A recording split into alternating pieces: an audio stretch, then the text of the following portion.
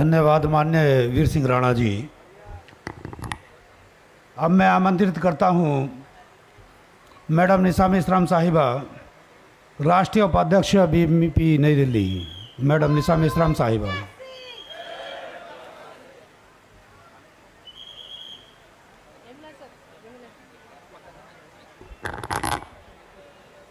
सभी साथियों को मेरा जय मूल्यवासी। जिंदा हो तो जिंदा होने का सबूत दो, जिंदा हो तो जिंदा होने का सबूत दो, जिंदा हो तो जिंदा होने का सबूत दो, जिंदा हो तो जिंदा होने का सबूत दो। बोल 85। धन्यवाद। बहुजन मुक्ति पार्टी का तीसरा राष्ट्रीय अधिवेशन आज मुंबई में होने जा रहा है और आप लोगों की बहुत भारी संख्या देख के मुझे अब लग रहा है कि वामन मेश्राम साहब और दासराम नायक साहब के नेतृत्व में हम जल्द से जल्द अब शासन करती जमात बनने जा रहे हैं। विषय पर बात रखने के लिए बहुत सारे लोग हैं, लेकिन मैं अपने तरह से मैं बोलना चाहती हूँ कि आप लोगों ने, मैं वामन मेश्राम साहब का, दासराम नायक साहब का धन्यवाद करती हूँ और आप सभी लोगों का धन्यवाद करती हूँ कि मुझे ये मंच दिया है। जो जमीन सरकारी है वो जमीन, जो जमीन सरकारी है वो जमीन हमारी है। मान्यवर काशीराम साहब ने जब ये नारा लगाया तब इंदिरा गांधी, कांग्रेस के लोगों के नीचे से पैर की जमीन खिसक गई, ऊपर से आसमान हट गया। उनको लगा अभी ये जो हुक्मरान लोगों को हम लोगों ने जमीन में दफन करके रखा हुआ है, अभी ये बड़े पेड़ होकर खड़े हो जाने वाले हैं और ये हमारे छाती पर बैठ के मूंग दलने वाले हैं। इसीलिए इंदिरा गांधी नाम की चोर ने ईवीएम मशीन लेकर आया। और ये जो भाजपा का, आरएसएस के लोग, कल मोहन भागवत बोल रहे थे ना कि हमारे लोग छुप छुप कर काम कर रहे हैं, हमारे लोग छुप छुप कर काम कर रहे हैं। ऐसे चूहों को बिल में से निकालने का काम वामन मेश्राम साहब और हम लोग कर रहे हैं। जिन्होंने वामन मेश्राम साहब को पानी पीने नहीं दिया था 6 अक्टूबर को, उनकी नींद हराम करने का काम हम लोग कर रहे हैं। उन लोगों को मालूम है कि हमारे पास और कोई हथियार नहीं है, उनके पास सिर्फ ईवीएम नाम का डाकू है और उसको हम लोगों ने 2015 के अंदर हम लोगों ने अर्थी निकाली थी, पूरे भारत के अंदर शव यात्रा निकाली थी। वो शव यात्रा अभी बॉम्बे तक पहुंची है, वो शव यात्रा बॉम्बे तक पहुंची है क्योंकि बॉम्बे के राज ठाकरे भी बोल रहा है ईवीएम में गड़बड़ी हो रही है। सन्नाटा छाया हुआ है, तो सन्नाटा छाया हुआ है मेरे भाई राज ठाकरे, तो बोलता क्यों नहीं है कि वामन मेश्राम हम सब मिलके एक साथ में ईवीएम को हटाएंगे? क्यों नहीं बोलता है? बोलना, अगर हिम्मत है तो बोलो। पप्पू आप लोगों को बेवकूफ बना रहा है और कह रहा है चोर है, चोर है। चोर तो हमको भी मालूम है चोर है, लेकिन ईवीएम हटाने की बात नहीं करेगा क्योंकि ये ऐसे जेब में, फटी हुई जेब में हाथ डाल के जनोई दिखाने वाला 2 बाप की औलाद है। अगर राजीव गांधी की औलाद होती तो जनोई नहीं दिखाता। सोनिया को बदनाम कर रहा है कि मैं ब्राह्मण की औलाद हूं, और जब ब्राह्मण की औलाद है तो ईवीएम हटाने की कभी भी बात नहीं करेगा। लोकतंत्र को बचाना है तो कौन काम करेगा? लोकतंत्र को बचाने का काम किसको करना है? हमको करना है और हम करके रहेंगे क्योंकि ये भारत का लोकतंत्र हमारे कारण बना हुआ, हमारे लिए बना हुआ है, हमारे हक अधिकार के लिए बना हुआ है ये लोकतंत्र। तो इसको बचाने का काम हम मूल्यवासी करेंगे कि नहीं करेंगे? और ये काम हम करके रहेंगे साथियों। हमारे सारे के सारे एजेंडे चुरा रहे हैं, सारे के सारे मुद्दे चुरा रहे हैं। जो हमारी खाट है, खटिया है, उसको चुराने का काम राहुल गांधी ने किया। और ग्राम में वहां पर उन लोगों ने खटिया का सभा बनाया, सभा चलाया उन लोगों ने। अभी ओबीसी की जाति आधारित गिनती की बात कर रहा है, अभी ईवीएम की बात कर रहा है, लेकिन ईवीएम हटाने की बात नहीं कर रहा है। अगर आप लोगों को अगर सत्ता पर आना है तो ईवीएम हटाने का काम करना होगा। अभी मैंने एक मैडम को बोला था, आप सभी साथियों को मैं कहना चाहती हूं, ये चीज आप देख रहे हो क्या? देख रहे हो? देख रहे हो ना? सबके पास होना चाहिए। ये सदस्यता फॉर्म का एक हिस्सा है। मैं भी बीएमपी की सदस्य हूं, मैं भी बीएमपी की सदस्य आज से बन चुकी हूं। आपको भी इस तरह से दिखाना होगा, घर घर जाकर आपको अपने बीएमपी के सदस्य बनाना होगा। जब तक मैं खुद नहीं बनूंगी तब तक मैं प्रचार नहीं कर सकती कि मैं सदस्य बनाने के लिए लोगों को कह नहीं सकती। इसीलिए मैंने पहला फॉर्म अपने लिए फाड़ा है। आप लोगों को भी अगर बहुजन मुक्ति पार्टी को सत्ता पर लाना है तो सदस्यता अभियान का सदस्य बनकर आपको घर घर जाकर दरवाजा खटखटाकर, दरवाजा नहीं दिमाग का दरवाजा खटखटाकर आप लोगों को कहना होगा सदस्य बनो। अगर सत्ता पर आना चाहते हो तो बहुजन मुक्ति पार्टी का सदस्य बनो और इस अभियान में जुड़ना होगा। नहीं तो ये लोग 5 किलो अनाज देंगे, मुफ्त का अनाज देंगे, मुफ्त में स्वर्ग में जाने के लिए आपको लेके जाएंगे, लेकिन मुफ्त में शिक्षा नहीं देंगे। क्यों? क्योंकि शिक्षा वो शेरनी का दूध है, जो भी पिएगा वो दहाड़ेगा। शिक्षा सवाल पैदा करती है, इसीलिए वो लोग आपको मुफ्त में शिक्षा देने वाले नहीं है। 6 अक्टूबर को जंतर मंतर पे बहुत बड़ा मोर्चा होने जा रहा है। मैं सभी साथियों को कहना चाहती हूँ, हमें भी वहां पर जाकर भारतीय विद्यार्थी मोर्चा को समर्थन देना होगा और हम भी जा रहे हैं, आप लोगों को भी जाना होगा। नहीं तो 5 किलो के अनाज के लिए आप लोगों को दर दर भिखारी नहीं बनना है। 11,000 रुपया हर महीने देने का वादा कर रहे हैं नीतीश सरकार। Thank you. मेरा समाप्त हो गया है, लेकिन मैं थोड़ा सा समय लेती हूं। हम लोग अगर हमारी बीएमपी की बहुजन मुक्ति पार्टी की संपूर्ण सरकार जिस दिन बनेगी, हम लोग इस देश के अंदर से बेरोजगारी खत्म कर देंगे, हम रोजगार देंगे। 11,000 रुपये में हमारा घर चलने वाला नहीं है। मुफ्त की शिक्षा देंगे, मुफ्त की बिजली देंगे, रोजगार देंगे और बहुत कुछ हमारा मैनिफेस्टो है जिसको हम लोग 100 रुपये के स्टैम्प पेपर पर लिख के रखे हैं। आप लोगों ने मुझे बोलने का मौका दिया है, इसके लिए मैं अपनी आखिरी बात कहकर मैं आपको धन्यवाद करूंगी।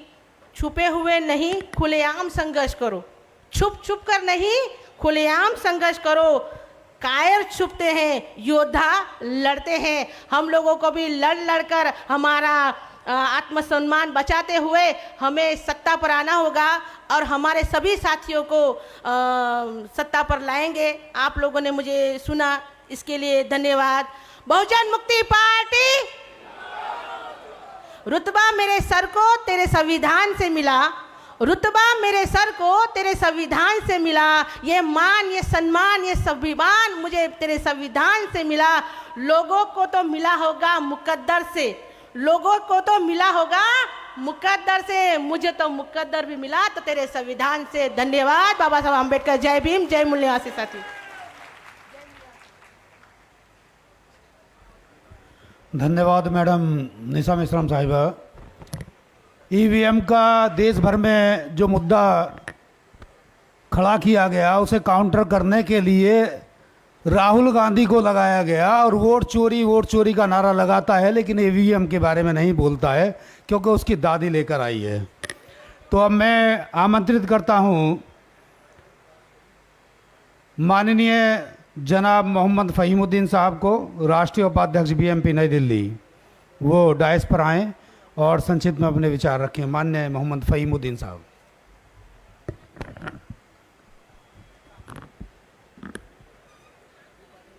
अस्सलामु अलैकुम वरहमतुल्लाहि वबरकातुहू। सभी साथियों को जय मूल्यवासी।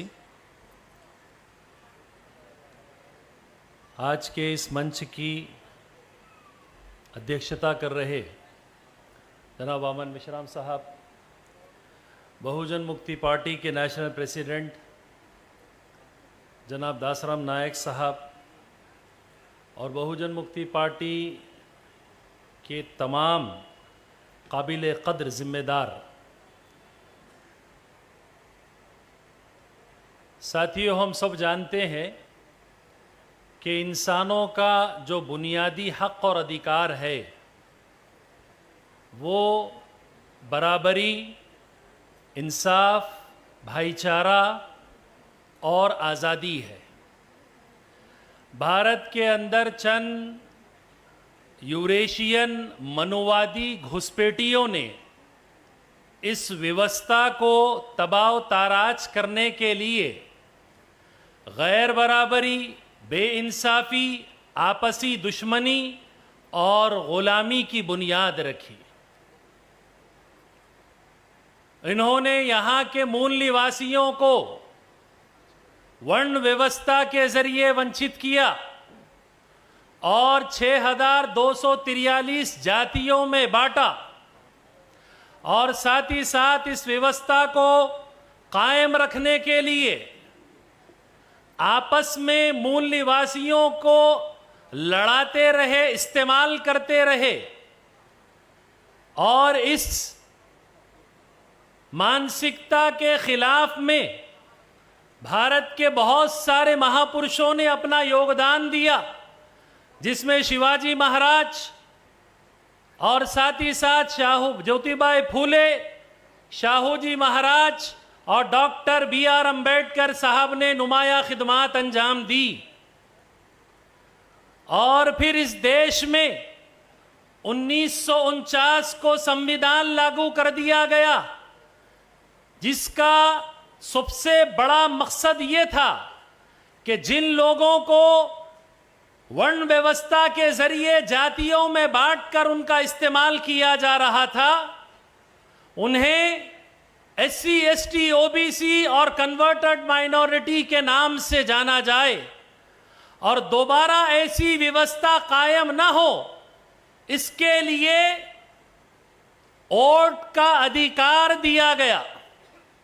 वोट का जो अधिकार है वो शासक बनने और शासक बनाने का अधिकार है।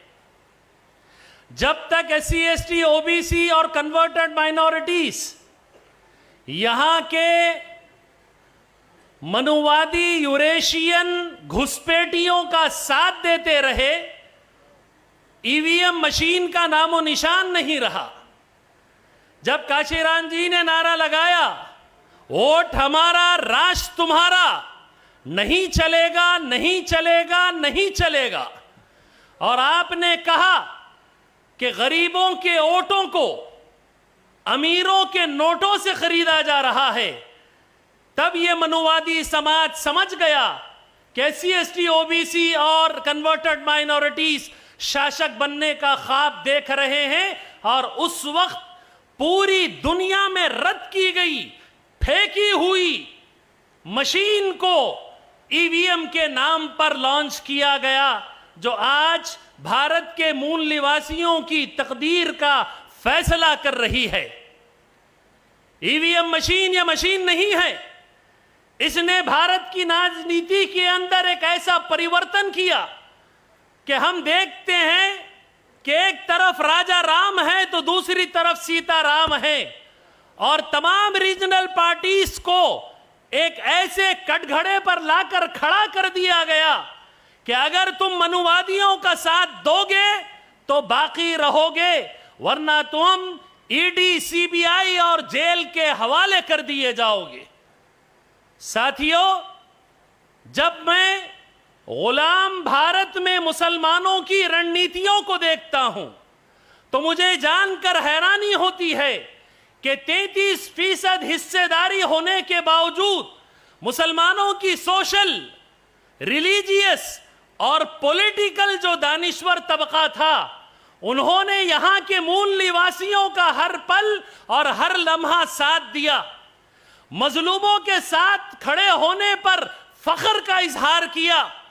चुनाचे जब ज्योतिबाई फूले ने तालीम का नारा बुलंद किया तो मां फातिमा शेख और उस्मान शेख ने उनका साथ दिया।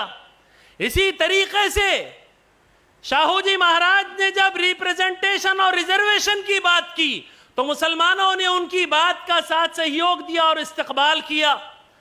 बाबा साहब अंबेडकर ने जब 1932 में राउंड टेबल कॉन्फ्रेंस के अंदर separate schedule caste schedule tribe के इलेक्टोरल की बात की तो मुसलमानों ने भरपूर तायीद की और बाबा साहब को पूरे तरीके से तयक्कुन दिया कि सेपरेट इलेक्टोरल के मामले में हम आपके साथ हैं। और जब विभाजन की प्रस्तावना कांग्रेस के द्वारा रखी गई तो अल्लाह बख्श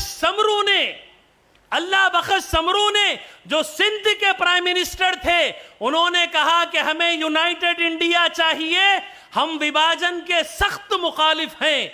कुछ ही दिनों के बाद उनका एसिसिनेशन के जरिए कत्ल कर दिया गया। तो साथियों, मुसलमान उस वक्त जागरूक था, लेकिन आज भारत का मुसलमान वो जागरूक नहीं नजर आ रहा है। मजलूमों का साथ और इत्तेहाद देने के बजाय वो मनुवादियों का साथ दे रहा है। उदाहरण के तौर पर भारत के मुसलमान ने 60 साल कांग्रेस को वोट दिया, जिसका नतीजा ये निकला कि 33% हिस्सेदारी रखने वाली जमात 1.5% के कटघरे में लाकर आंकड़े पे लाकर खड़ा कर दी गई। मुसलमान कम्युनल, सेक्युलर और कम्युनिस्ट के झांसे में फंसा कर रख दिया गया। आज मुसलमानों की लीडरशिप अपनी जबान और अपना लक्ष्य और अपनी सोच और अपनी विचारधारा को किसी और के पास गिरवी रखी हुई है। रसूलुल्लाह सल्लल्लाहु अलैहि वसल्लम ने कहा था, अनकरीब तुम पर सारी कौमें ऐसे टूट पड़ेंगी जैसे भूखे खाने पर टूट पड़ते हैं। सहाबा ने पूछा, अल्लाह के नबी, क्या हमारी तादाद कम होगी? क्या हम संख्या में कम होंगे? आपने कहा, तुम संख्या में बहुत होगे, लेकिन तुम समंदर के झाग की तरह होगे जिसकी कोई हैसियत और वक़्त नहीं होती।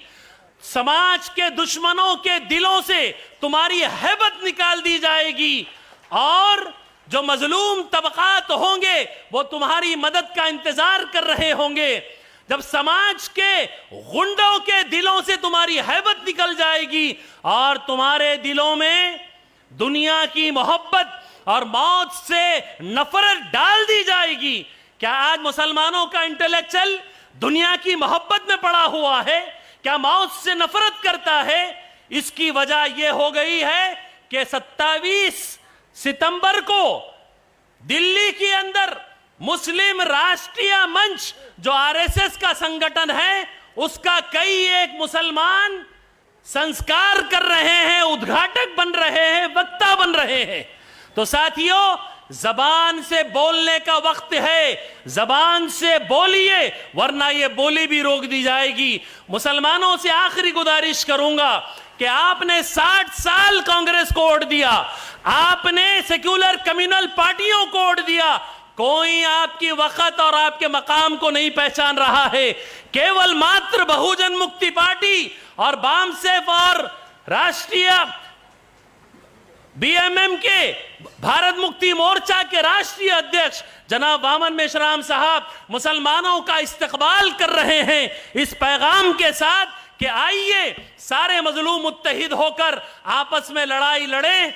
आखिर में अपनी बातों में यही पैगाम देना चाहता हूं कि हक बात की तायीद करूं तो मुजरिम, हालात पे तनकीद करूं तो मुजरिम, तुम जुल्म की तायीद करो तो मासूम, मैं जुल्म की तरदीद करूं तो मुजरिम। आपने मेरी बात को ध्यान से सुना, इसके लिए बहुत शुक्रिया। अस्सलामु अलैकुम, जय मूल निवासी।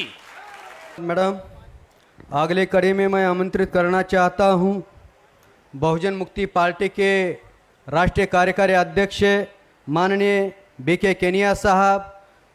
बीके केनिया साहब आए और यहां पर अपना वक्तव्य रखे।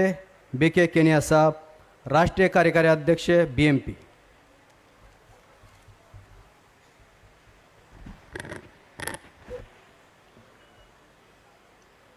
साथियों, बहुजन मुक्ति पार्टी का तीसरा राष्ट्रीय अधिवेशन महाराष्ट्र की धरती, क्रांतिकारी महापुरुषों की धरती मुंबई में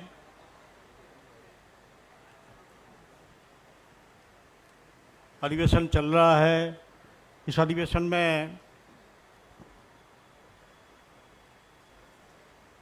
यह अधिवेशन के मुख्य मार्गदर्शक आदरणीय वामन मेश्राम साहब, जो राष्ट्रीय परिवर्तन मोर्चा के राष्ट्रीय संयोजक एवं भारत मुक्ति मोर्चा के राष्ट्रीय अध्यक्ष महोदय, बहुजन मुक्ति पार्टी के राष्ट्रीय अध्यक्ष मान्यवर दासराम नायक जी, राष्ट्रीय प्रभारी मान्यवर परमेंद्र प्रताप सिंह जी, और इस कार्यक्रम के उद्घाटक महोदय माननीय बाबूराव माने, पूर्व विधायक शिवसेना उद्धव ठाकरे महाराष्ट्र, और आप इस देश भर से इस अधिवेशन को सफल बनाने के लिए सभी राज्यों के पदाधिकारी, जिला के पदाधिकारी, आप सभी क्रांतिकारी साथियों का मैं इस अधिवेशन में स्वागत करता हूं, अभिनंदन करता हूं। साथियों, बोलने से पहले ही संचालक महोदय ने सूचित किया गया है कि 5 मिनट में पूरा करना है, और बात भी सही है। देश भर के काफ़ी वक्ताओं ने, पदाधिकारियों ने, जिम्मेदार वक्ताओं ने बहुत बढ़िया ढंग से हर विषय पर बात रखी है। तो साथियों, काफ़ी कुछ बातें, काफ़ी कुछ मार्गदर्शन हमें मार्गदर्शक महोदय से सुनना है, समझना है। तो साथियों, ज़्यादा बात न करते हुए मैं इतनी सी बात रखूंगा कि वोट का अधिकार शासक बनने का और शासक बनाने का अधिकार है, लेकिन गैर संवैधानिक ईवीएम मशीन के द्वारा वोट का अधिकार शून्य एवं एसआईआर के द्वारा SC, ST, OBC and minority के लोगों को वोट के अधिकार से वंचित करने का भयानक षड्यंत्र है। साथियों, इस देश में आज़ादी से पहले हमें कोई वोट का अधिकार नहीं था। आज़ादी से पहले केवल जमींदार, टैक्स पेयर, एजुकेटेड लोगों को वोट का अधिकार था, ऊंची जाति के लोगों को अधिकार था। साथियों, वोट का अधिकार बाबा साहब डॉक्टर अंबेडकर जी ने इनके संघर्ष के द्वारा मूल निवासी बहुजनों को, SC, ST, OBC and converted minorities के लोगों को वोट का अधिकार संविधान में दिया। साथियों, ये बहुत बड़ा संघर्ष बाबा साहब ने जो देश में किया, उस वजह से हम मूल निवासी लोगों को वोट का अधिकार मिला। साथियों, वोट के अधिकार के आधार पर हमें भारत का संविधान मिला। भारत के संविधान में बाबा साहब ने हमें काफ़ी कुछ अधिकार दिए। साथियों, जो अधिकार हमें मिले, उन अधिकारों के खिलाफ में मनुवादी, ब्राह्मणवादी लोग, ऊंची जाति के लोग, कांग्रेस के लोग ये नहीं चाहते थे कि इन मूल निवासी बहुजनों को संवैधानिक अधिकार मिले। साथियों, वोट देने के अधिकार के विरोध में वो पहले से ही थे।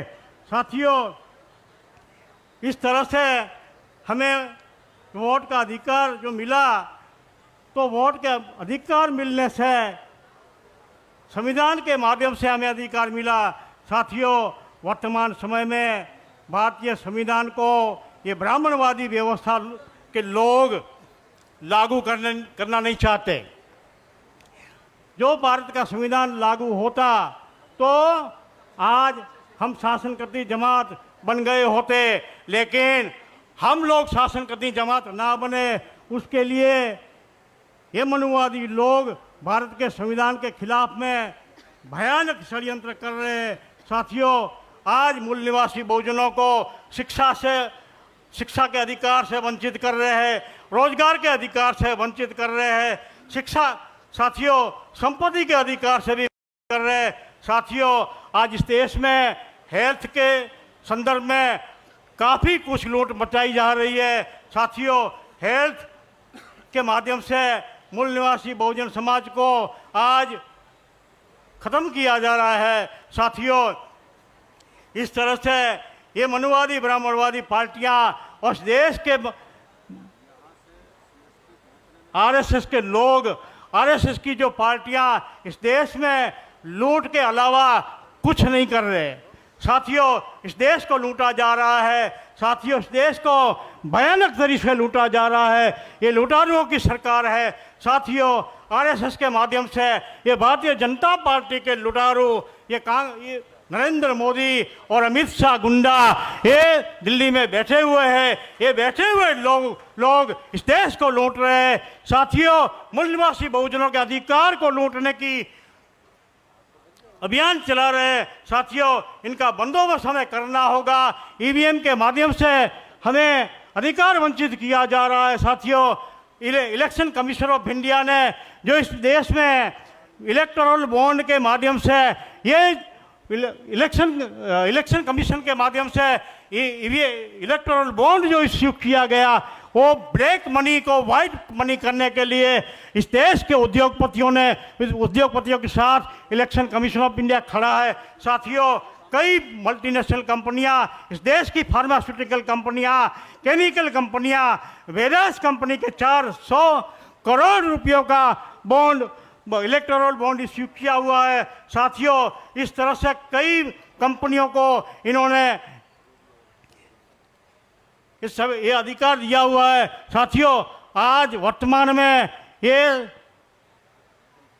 भारतीय जनता पार्टी का, कांग्रेस के पास भी काफ़ी ब्लैक मनी इकट्ठा किया हुआ है। वो ब्लैक मनी के माध्यम से उद्योगपतियों के द्वारा चुनाव में ये पैसा यूज किया जा रहा है। साथियों, ये उद्योगपतियों के द्वारा विधानसभा और लोकसभा में सरकार बनाने के लिए हर सीट पर, हर सीटों का सौदा वो उद्योगपतियों के द्वारा हो रहा है। साथियों, इसी तरह से काफ़ी बातें मेरे पास फिगर भी है इनके, लेकिन फिगर नहीं बता सकता। साथियों, इस तरह से आपने मुझे यहाँ बोलने का मौका दिया। आने वाले दिनों में हमें सफल होना है तो केवल राष्ट्रीय अध्यक्ष पावन मेश्राम साहब के नेतृत्व में इस देश में जो भारत की मुक्ति का आंदोलन चल रहा है, उस मुक्ति के आंदोलन में बहुजन मुक्ति पार्टी पर पीछे नहीं रहेगी। बहुजन मुक्ति पार्टी साधन बनकर काम करेगी और देश में मूल निवासी बहुजनों को आज़ाद करने का काम करेगी। साथियों, हम सब मिलकर इस आंदोलन को सफल करेंगे, ऐसी आशा उम्मीद के साथ जय भीम, जय भारत, जय मूल निवासी, जय बीएमपी। धन्यवाद। मंच पर माननीय हरविंद्र खालसा साहब, राष्ट्रीय प्रचारक, राष्ट्रीय सिख मोर्चा नई दिल्ली, इनका हम स्वागत करते हैं। साथियों, मैं आमंत्रित करना चाहता हूं राष्ट्रीय अधिवेशन के उद्घाटक माननीय बाबूराव माने साहब, पूर्व विधायक शिवसेना उद्धव ठाकरे महाराष्ट्र, वो आए और अपनी बात यहाँ पर रखे। माननीय बाबूराव माने साहब, पूर्व विधायक शिवसेना उद्धव ठाकरे महाराष्ट्र।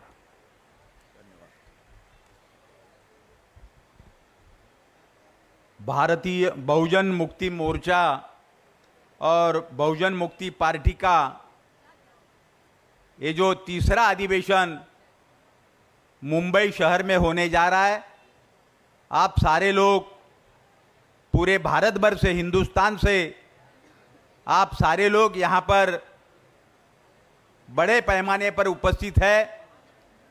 मैं भी घंटा पर यहाँ बैठा था। बहुजन मुक्ति पार्टी के एक एक नेतागण यहाँ पर जो विचार रख रहे थे, तो वावन मेश्राम साहब ने वो कार्यकर्ताओं को विचार देकर बहुत मजबूत भिड़न के साथ खड़ा किया है।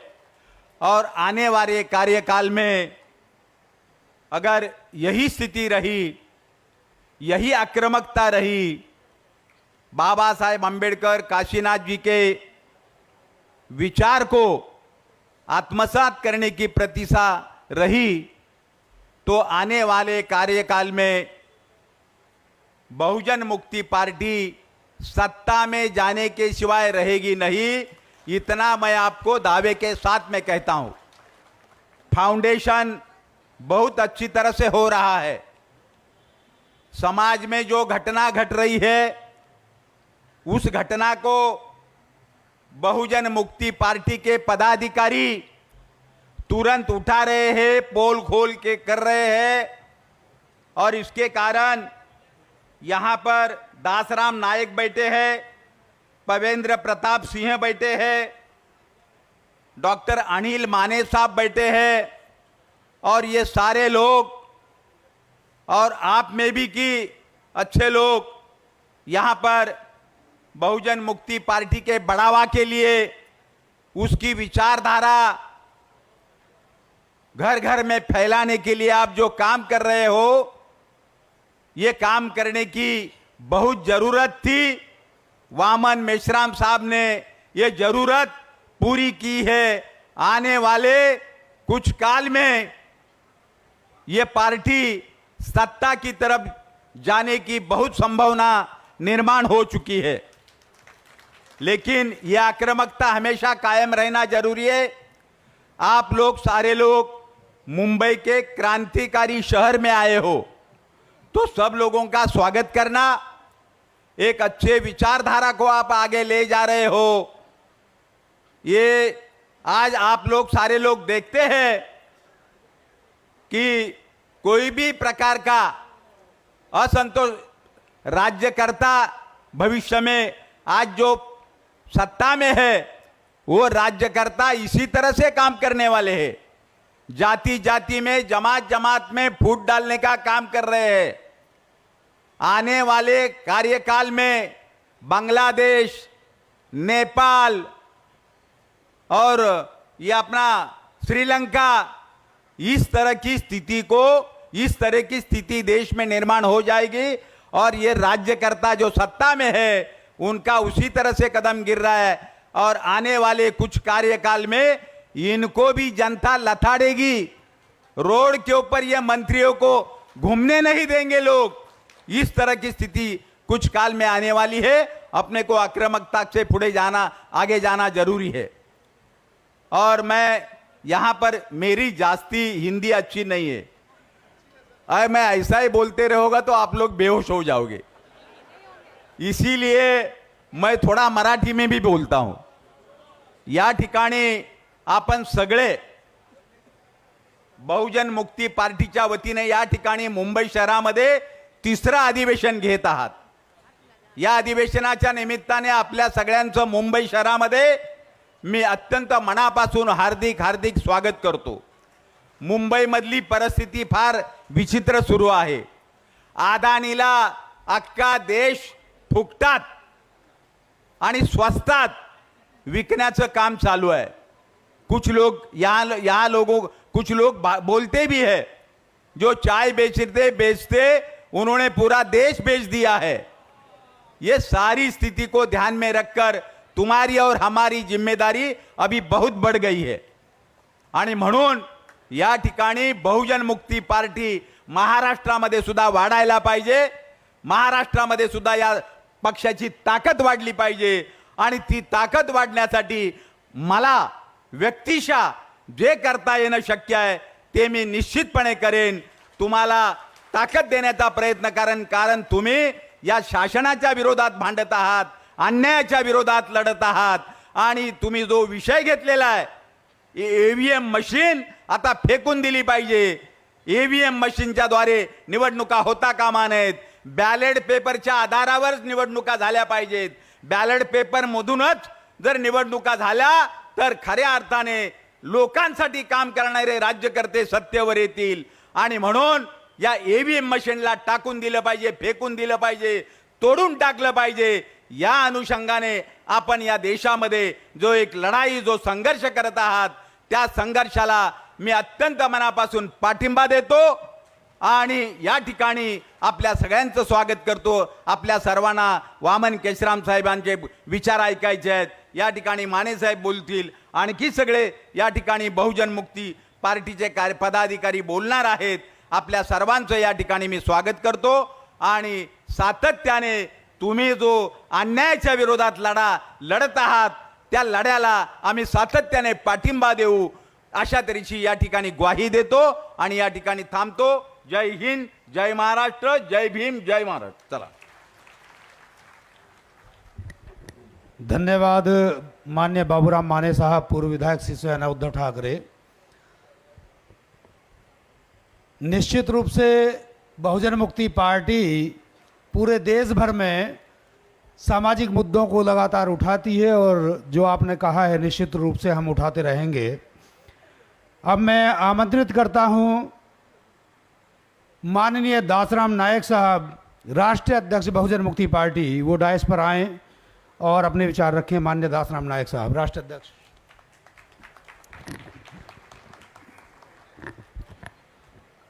जय मूल निवासी, मंच पर बैठे हमारा मुख्य मार्गदर्शक मान्यवर मेसराम साहब और साथियों, मेरा भाषा गोर बोली है, बंजारा समाज लंबाड़ी समाज से बिलोंग करता हूँ.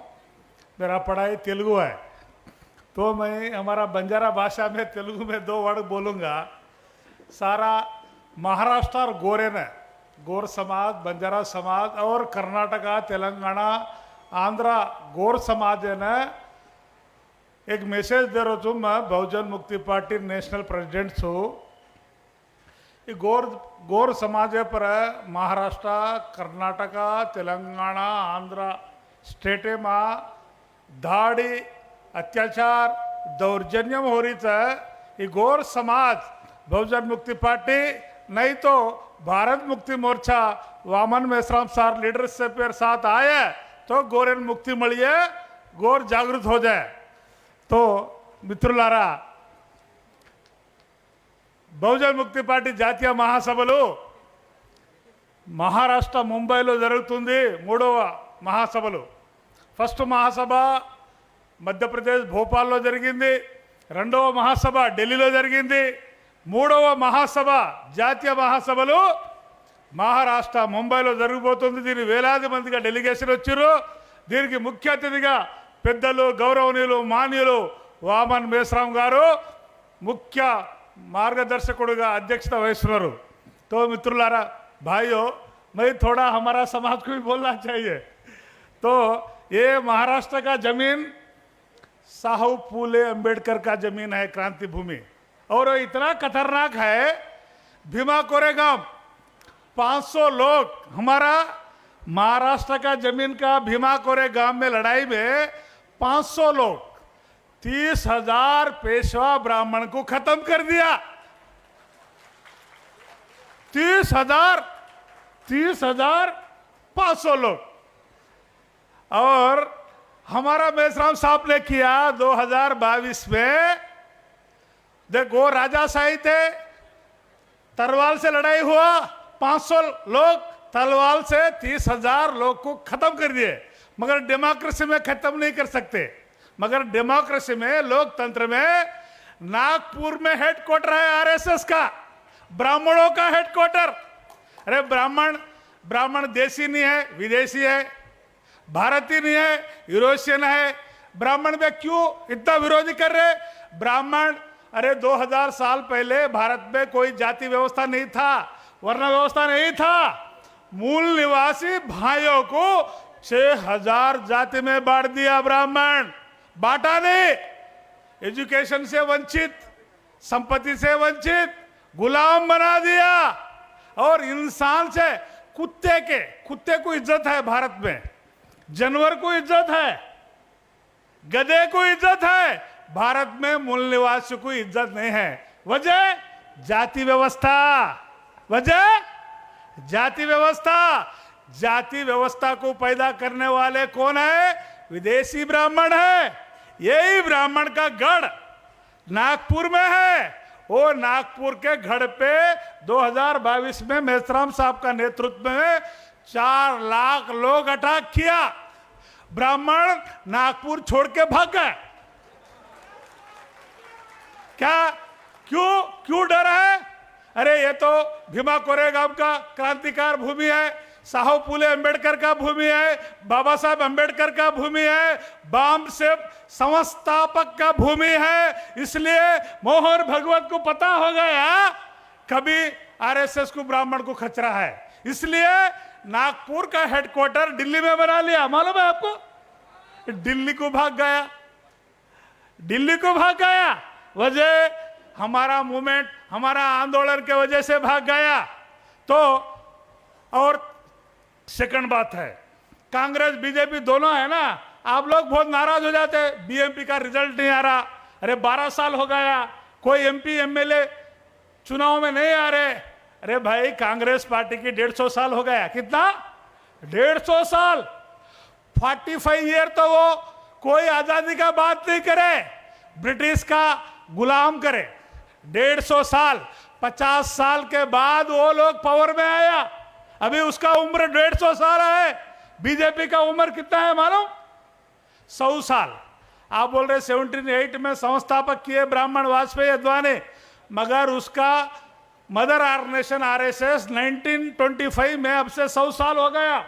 बीजेपी आरएसएस 100 साल मेहनत करने के बाद अभी 11 साल पावर में आया। 100 साल मेहनत किया, अभी पावर में आया। कांग्रेस 150 साल से लगातार काम कर रहे, वो पावर में आया। बीएमपी 11-12 साल हो गया। उसके पहले हमारा महापुरुषों ने, डीके खापड़े, कांसीराम साहब और धीना भाना और मेश्राम साहब 50 साल लगातार काम कर रहे, जिंदगी लगा दिया। तो बीएमपी आज सारा भारत में 20 स्टेट में, 20 राज्य में खड़ा हो गया। 20 राज्य में खड़ा हो गया ना। अभी कांग्रेस के पास कोई एजेंडा नहीं है, मुद्दा नहीं है। वो हमारा बहुजन मुक्ति पार्टी का, हमारा मेश्राम साहब का मुद्दा चोरी कर रहे। अरे कांग्रेस का वकालत नहीं है। राहुल गांधी, इंदिरा गांधी, राजीव गांधी, राहुल का नाम कहां से चोरी करे? राहुल बुद्धा का बेटा है। अरे वो नाम रखने का लायक भी नहीं है, वो नाम का भी चोरी करा। राहुल बुद्धा का बेटा है, पुत्र है। वो ऐसा हमारा मेश्राम साहब का मुद्दा चोरी कर रहे, नाम भी चोरी कर लिया हमारा महापुरुषों का बेटा का, और ईवीएम का एजेंडा और सेंसस का एजेंडा और ओबीसी का जनगणना एजेंडा कांग्रेस पार्टी चोरी कर लिया। और राहुल गांधी बोल रहे संविधान पकड़ ले रहे। संविधान पकड़े का मजबूरी कर दिया हम लोग, मगर अमल नहीं करेगा। कांग्रेस बीजेपी दोनों भी ब्राह्मणों का पार्टी है। राहुल गांधी कोई क्रिश्चियन मुस्लिम नहीं है।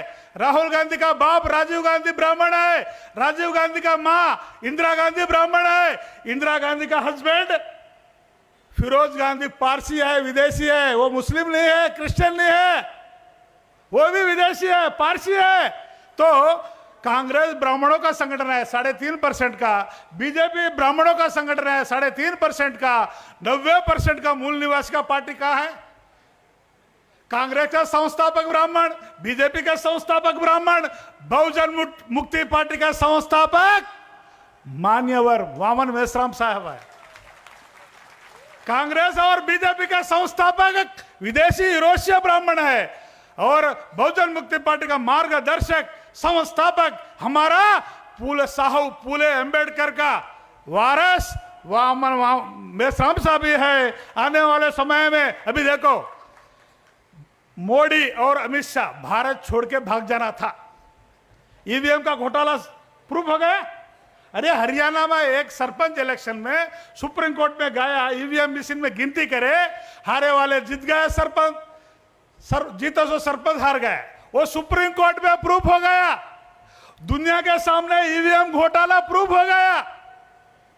मगर मोदी और अमित शाह भारत छोड़ के भाग जाना था। नहीं भागे, वजह कांग्रेस पार्टी का वजह। मोदी और बीजेपी वाले भारत छोड़ के भाग जाना था, वजह क्यों नहीं भाग रहे? कांग्रेस पार्टी राहुल गांधी का वजह से नहीं भाग रहे। क्यों? अपोजिशन में कांग्रेस है, भारत बंद किया, पार्लियामेंट बंद किया, सड़क पे आंदोलन किया? नहीं किया। वो ओनली बिहार का चुनाव है आने वाले महीने में, वोटर लिस्टिंग का बात कर रहा, डाइवर्सन पॉलिटिशियन कर रहा, ईवीएम का बात नहीं कर रहा वो लोग।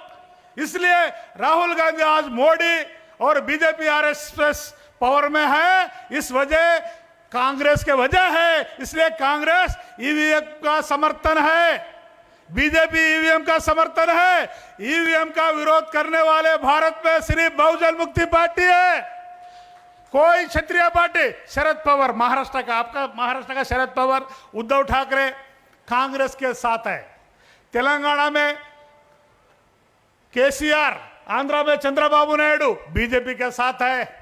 बिहार में, यूपी में कांग्रेस के साथ लालू प्रसाद, और यूपी में कांग्रेस के साथ ब्राह्मणों को साथ है रीजनल पार्टी। क्यों? ईडी सीबीआई का डर है, जेल में डाल देता, इसलिए ईवीएम का विरोध में चुपचाप है, चोर का जैसा है। कोई क्षत्रिय पार्टी देश में ईवीएम का विरोध में, सेंसस के बारे में बोल रहा नहीं है, हम ही बोल रहा है। इसलिए अच्छा, मैं ताने में जा रहा हूं, आदिवासी एरिया में जा रहा हूं, गांव में जा रहा हूं संगठन मजबूत करने के लिए, तो हमारा लोग सवाल कर रहे, साहब आप ब्राह्मण का विरोध में बोल रहे, हमारा गांव में ब्राह्मण नहीं है, आदिवासी एरिया में ब्राह्मण नहीं है, हमारा तांडा में ब्राह्मण नहीं है, आप ब्राह्मण का विरोध बोलते। तो मैं ऐसा सवाल करा, अरे कांग्रेस पार्टी तुम्हारा बाप ने बनाया, तुम्हारा दादा ने बनाया, SC ST OBC ने बनाया, ब्राह्मण बनाया? बीजेपी पार्टी आपका दादा ने बनाया? नहीं बनाया। तो ब्राह्मण नहीं आया ना हमारा गांव में। मैं बोला ब्राह्मण हाथ का सिंबल का रूप में आपका जेब में आ रहे, आपका घर में आ रहे, और कमल का है ना सिंबल, वो ब्राह्मण है।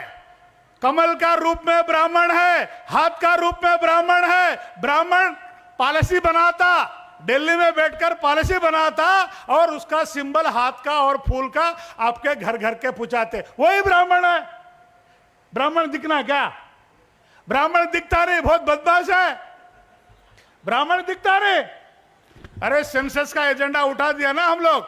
अभी मध्य प्रदेश में आरएसएस वाले बोल रहे, वो मुख्यमंत्री मेश्राम साहब का बात सुन गए, कहते इतना डर है, इतना डर है आरएसएस बीजेपी को, इतना डर है आने वाले समय में 100% हमारा बहुजन मुक्ति पार्टी को इलेक्शन कमीशन रोकआउट किया।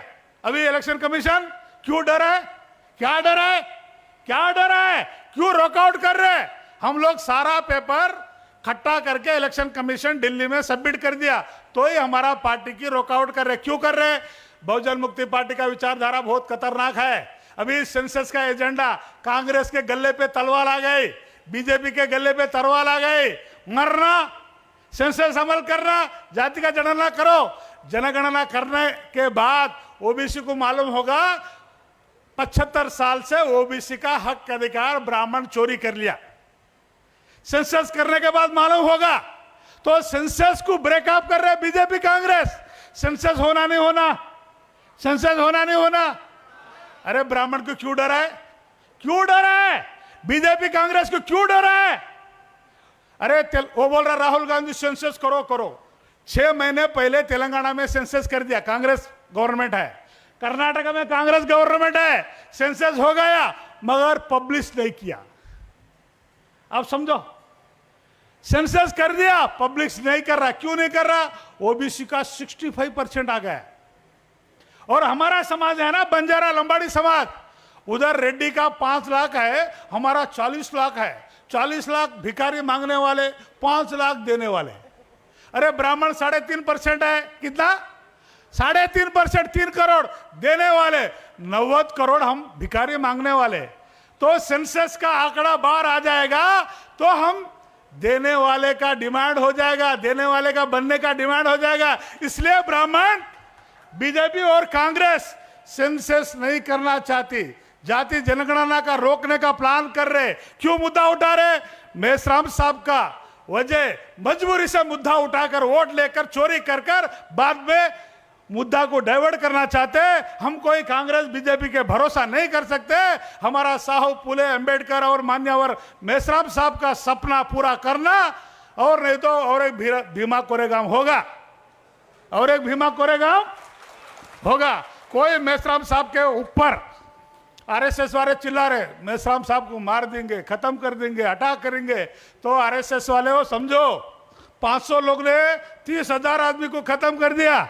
हमारा एक कम्युनिटी, एक हमारा बंजारा कम्युनिटी सबके साथ रहेगा, आरएसएस भाग जाएगा, आरएसएस भाग जाएगा। अब महाराष्ट्र में महार कम्युनिटी है ना, वो गवाया सुप्रीम कोर्ट का जस्टिस बन गया। किस वजह से बन गया?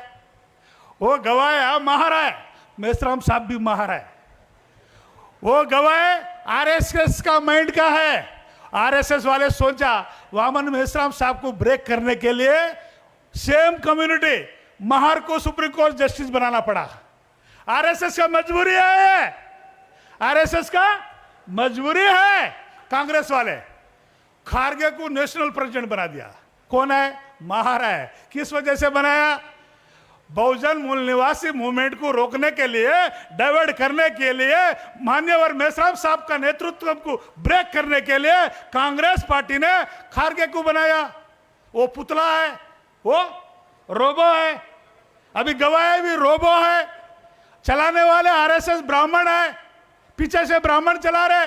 सारा भारत में चेंजेस आ रहा है, आने वाले भविष्य हमारा है। बहुजन मुक्ति पार्टी का state committee, district committee, village committee, तहसील कमेटी, बूथ कमेटी बनाना पड़ेगा, स्ट्रक्चर खड़ा करना पड़ेगा। जब हमको रिजल्ट आएगा, जब हमको रिजल्ट आएगा तो कमेटी में नहीं आ रहे तो हम लोग परिवर्तन यात्रा शुरू करो। सेंसस का मुद्दा, ईवीएम का मुद्दा, लोकल मुद्दा, किसान का मुद्दा, किसान आत्महत्या पर चले जा रहे, कोई उसका एमएसपी रेट नहीं है। ऐसा 2-3 मुद्दा लेकर अलग अलग राज्य में परिवर्तन यात्रा करो। लोग आएगा, सुनेगा, वो बूथ कमेटी में शरीक होगा, विलेज कमेटी में शरीक होगा। ऐसा हम लोग स्ट्रक्चर खड़ा करना, जब भी हम लोग सत्ता में जा सकते, नहीं तो असंभव है। मेश्राम साहब का लगातार कोशिश वही है, आप बूथ कमेटी बनाओ, बूथ कमेटी बनाओ, विलेज कमेटी बनाओ और तहसील कमेटी बनाओ, निर्माण करो, निर्माण करो बोल रहे हैं। तो हमारा कल 6 तारीख को दिल्ली चलो दिल्ली है। जब हम जंतर मंतर में धरना किए थे ईवीएम का विरोध में, प्रियंका गांधी फेसबुक पे डाल दिया हमारा वीडियो, चोरी कर रहा। राहुल गांधी डाला, हमारा आंदोलन को कॉपी कर रहा कांग्रेस पार्टी। कांग्रेस पार्टी का कोई ताकत, विचारधारा, एजेंडा है नहीं। इसलिए एससी एसटी माइनॉरिटी को कांग्रेस साथ लेना चाहती। इंडिया महागठबंधन में मेश्राम साहब को क्यों नहीं साथ लिया? बिहार में खत्म कर दिया, उत्तर प्रदेश में खत्म कर दिया। यहाँ शरद पवार हमारा साथ आए, उद्धव ठाकरे हमारा साथ आए, क्यों महागठबंधन में नहीं ले रहा कांग्रेस? कांग्रेस को बहुत डर है। कांशीराम साहब ने उत्तर प्रदेश में कांग्रेस से महागठबंधन करा, कांग्रेस को जीरो कर दिया उत्तर प्रदेश में। उससे खतरनाक मेश्राम साहब आए। कांशीराम का संगठन उत्तर प्रदेश था, मेश्राम साहब का संगठन 30 स्टेट में है। और मेश्राम साहब को इंडिया कूटमी में, महागठबंधन में ले लेंगे तो महाराष्ट्र में कांग्रेस जीरो हो जाएगा, बिहार में कांग्रेस जीरो हो जाएगा।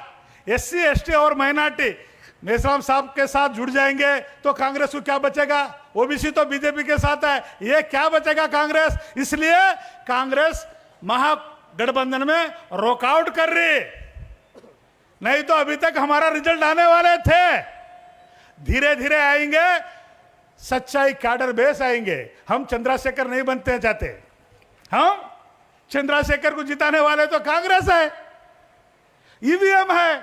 हम ईवीएम से और डुप्लीकेट विचारधारा से नहीं जीतेंगे। हम हमारा मेश्राम साहब का लड़ाई से, कैडर बेस से इलेक्शन में लड़ेंगे और सत्ता पे आएंगे।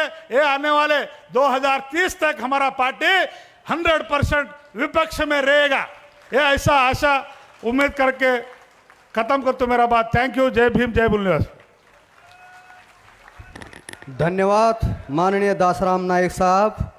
अगली कड़ी में मैं आमंत्रित करना चाहता हूं माननीय प्रवेंद्र प्रताप सिंह जी, राष्ट्रीय प्रभारी बहुजन मुक्ति पार्टी नई दिल्ली। वो आए और अपनी बात यहां पर रखें। थैंक यू डॉक्टर अनिल माने जी। बहुजन मुक्ति पार्टी के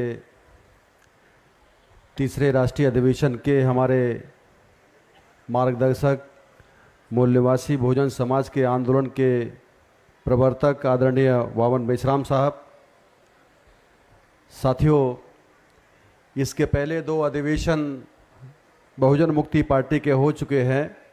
एक मध्य प्रदेश की राजधानी भोपाल में 25 सितंबर 2022 को जमहूरी मैदान में संपन्न हुआ।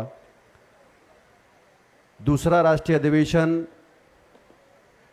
देश की राजधानी नई दिल्ली में 9 अक्टूबर को 2024 में ताल कटोरा स्टेडियम में संपन्न हुआ। और तीसरा राष्ट्रीय अधिवेशन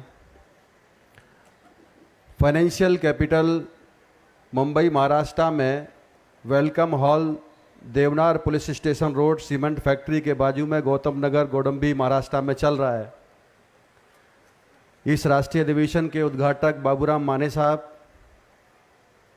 और पार्टी के राष्ट्रीय अध्यक्ष दासराम जी और देश भर के अलग अलग राज्यों से आए हुए हमारे सम्मानित प्रतिनिधिगण, प्रदेश अध्यक्ष, महासचिव और अन्य साथी, मातृशक्ति, साथियों, काफ़ी देर से अलग अलग विषयों पर चर्चा हो रही है, विचार विमर्श हो रहा है।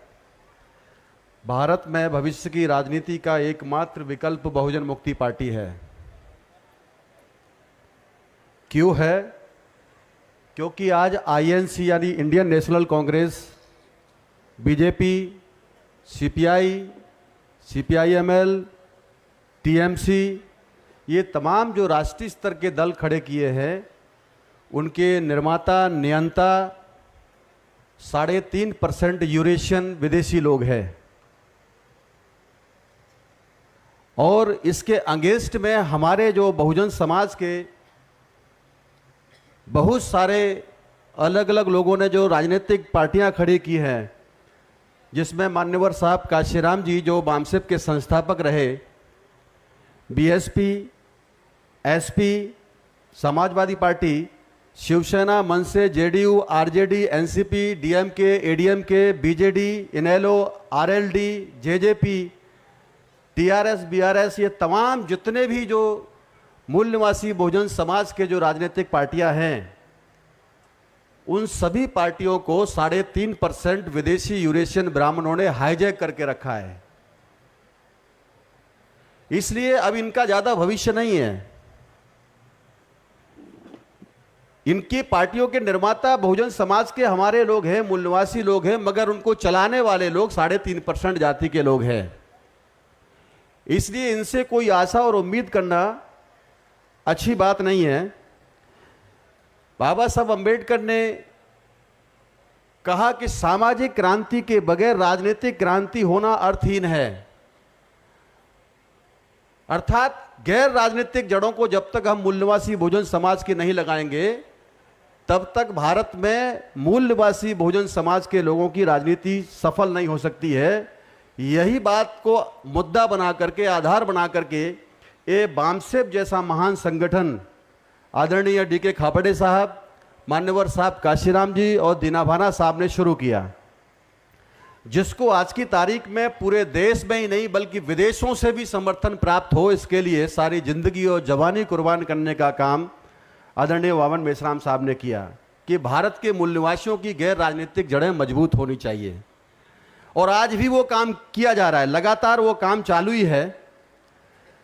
साथियों, मुंबई, महाराष्ट्र सहित देश भर के अलग अलग राज्यों में रहने वाले बिहार के सम्मानित मतदाताओं से मैं अपील करना चाहता हूं कि बिहार लोकतंत्र की जननी है। इस अधिवेशन के मौके पर मैं आह्वान कर रहा हूं, उस लोकतंत्र की जननी बिहार जहां से बुद्ध ने क्रांति की शुरुआत किया, तथागत ने किया, इस साल वहां पर चुनाव हो रहा है।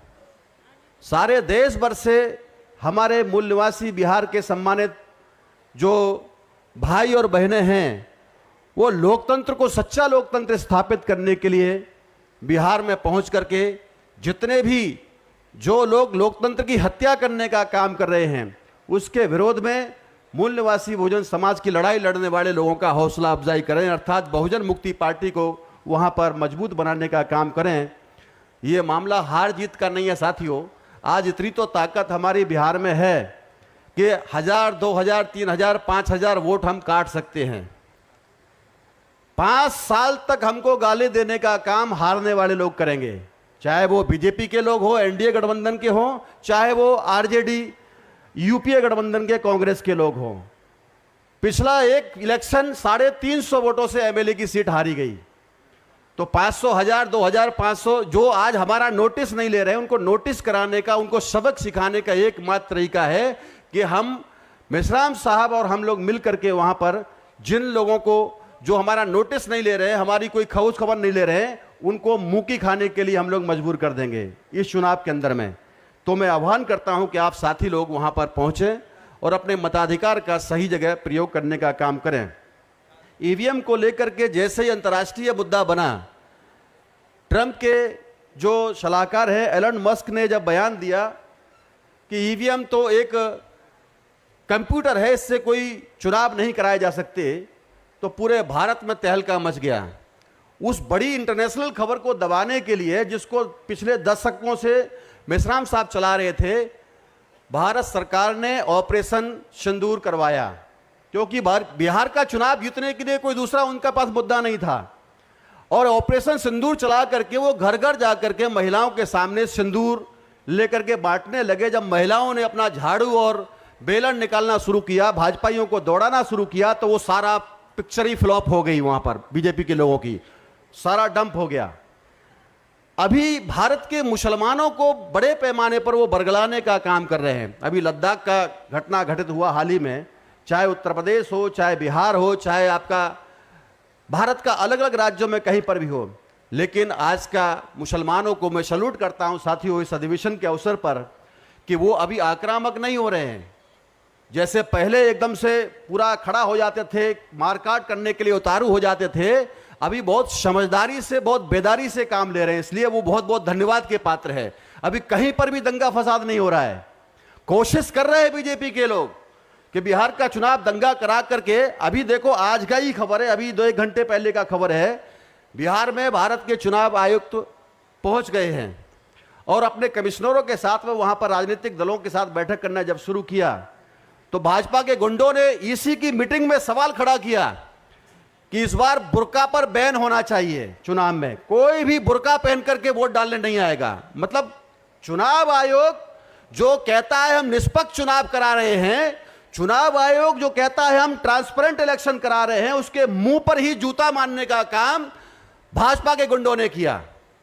कोई क्या पहन के जा रहा है, कोई क्या खा के जा रहा है, क्या तुम ठेकेदार हो भाजपा के आरएसएस के गुंडों इसके लिए? तो इसलिए वहां पर फिजा खराब करने की कोशिश दुश्मनों के द्वारा की गई। अभी आरजेडी जेडीयू के लोग क्या बोल रहे हैं, एक चरण में चुनाव होना चाहिए। जेडीयू का कहना है, आरजेडी कह रहा है नहीं नहीं नहीं, दो चरणों में चुनाव होना चाहिए। अरे एक चरण में हो, 2 चरण में हो, यह चुनाव आयोग का काम है। 1 में हो, 2 में हो, 3 में हो, लेकिन वोट कोई ये नहीं कह रहा है जो स्थापित पार्टी के लोग हैं कि वोट निष्पक्ष पारदर्शी होना चाहिए, भयमुक्त होना चाहिए। इस बात के लिए आवाज नहीं उठा रहे हैं चुनाव आयोग के सामने। 1 चरणों में, 2 चरणों में, क्या मूर्खतापने की बात करते हैं लोग। पहले तो ये स्वीकार ही नहीं कर रहे थे कि ईवीएम में गड़बड़ी होती है। पिछले चुनाव में 19 सीटों को जबरदस्ती हरवाने का काम, आरजेडी की सीटों को हरवाने का काम किया। जो जीती हुई सीट थी उनको हरा करके हारे हुए जो भाजपा के लोग थे, जेडीयू के लोग थे, उनको सर्टिफिकेट देने का काम चुनाव आयोग के अधिकारियों ने किया। इस बार फिर उनको मुंह की खानी पड़ सकती है। इस बार तो जिसके कंधे पर बंदूक चलाई जा रही है बिहार के अंदर में, उसका ही बेड़ा गर्क करने का काम पूरी तरीके से सारा जो है माहौल तैयार हो चुका है बीजेपी के लोगों ने। और नीतीश जी का ये आखिरी चुनाव है। बस मैं अपनी बात खत्म कर रहा हूं साथियों। इसलिए साथियों, अभी देश का प्रधानमंत्री नरेंद्र मोदी जी एक ऐसे संगठन के शताब्दी ईयर के समारोह में उपस्थित हुए जो इस देश में हिंसा, आतंकवाद, बॉम्ब ब्लास्ट फैलाने के लिए सारा देश में नहीं बल्कि दुनिया में बैन लगा दिया गया उसके लिए। और वहां जाकर कह रहा है कि यह शांति और सौहार्द की बात करता है यह संगठन। एक असंवैधानिक संगठन जहां पर भारत के संविधान के अनुसार किसी भी सोसाइटी एक्ट के में वो दर्ज नहीं है, किसी भी राजनीतिक रूप में दर्ज नहीं है, वो असंवैधानिक इलीगल ऑर्गेनाइजेशन के कार्यक्रम में एक चुना हुआ प्रधानमंत्री जाता है। इससे तो यही साबित होता है कि शायद इस देश का प्रधानमंत्री वास्तविक रूप से चुना हुआ नहीं है, बल्कि ईवीएम से इलीगल रूप से ही चुना गया प्रधानमंत्री है, इसलिए वो इलीगल संगठन के रूप में वहां पर जाकर उसकी बड़ाई करने का काम करता है। तो साथियों, मैं इतनी ही बात कहूंगा आप लोगों से इस अधिवेशन के अवसर पर कि पिछले 3 बार से जो अधिवेशन हो रहे हैं, इस बार 11 राज्यों के अधिवेशन हम लोगों ने राज्यों के अधिवेशन संपन्न किए, उसके बाद में ये राष्ट्रीय अधिवेशन हो रहा है। पिछली साल की अपेक्षा कार्यक्रमों का जलजला इतना हो चुका है पूरे देश भर में कि एक कार्यक्रम खत्म होता नहीं है, 6 वेटिंग में लगे हुए हैं।